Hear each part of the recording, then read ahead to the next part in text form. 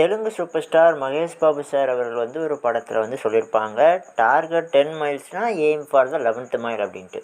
Target 10 மைல்ஸ்னால் aim for the 11th mile அப்படின்னு சொல்லுவாங்க, சரிங்களா? அதாவது புதுசாக படிக்க ஆரம்பிக்கிற ஸ்டூடெண்ட்ஸ் என்ன பண்ணுவாங்க அப்படின்னா, இப்போ எந்த ஒரு எக்ஸாமாக இருக்கட்டும், எக்ஸாம்பிளுக்கு டிஎன்பிஎஸ்சி எக்ஸாமே வச்சுக்கிடுமே. இப்போ புதுசாக படிக்க வர ஸ்டூடெண்ட் என்ன கேட்பாங்க அப்படின்னா, எத்தனை மார்க் எடுத்தால் வேலை கிடைக்கும் அப்படின்னு தான் மொதல் கேள்வி ஆரம்பிப்பாங்க. எத்தனை கொஸ்டின் போட்டால் வேலை கிடைக்கும் அப்படின்னு ஆரம்பிப்பாங்க.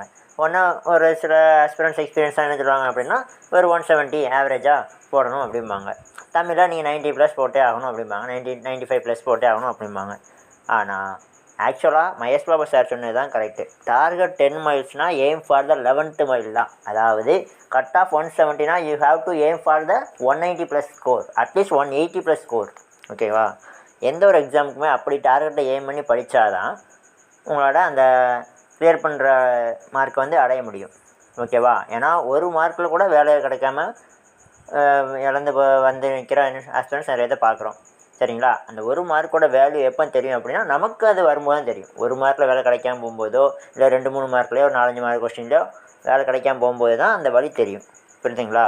ஸோ எப்போவுமே கட் ஆஃப் எய்ம் பண்ணி படிக்காதீங்க. புதுசாக படிக்க ஆரம்பிக்கிற ஆஸ்பிரன்ட்ஸ் நல்ல ஸ்கோர் பண்ணணும், ஃபுல் மார்க் போடணும், அப்படி எய்ம் பண்ணி படிங்க. அப்படின்னா தான் அந்த கட் ஆஃப் உங்களால் ரீச் பண்ண முடியும், எந்த ஒரு போட்டித் தேர்வாக இருந்தாலும். அதான் ஓகே.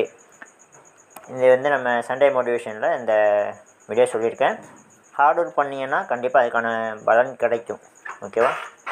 Okay, thank you all. நல்லா படிங்க. All the best.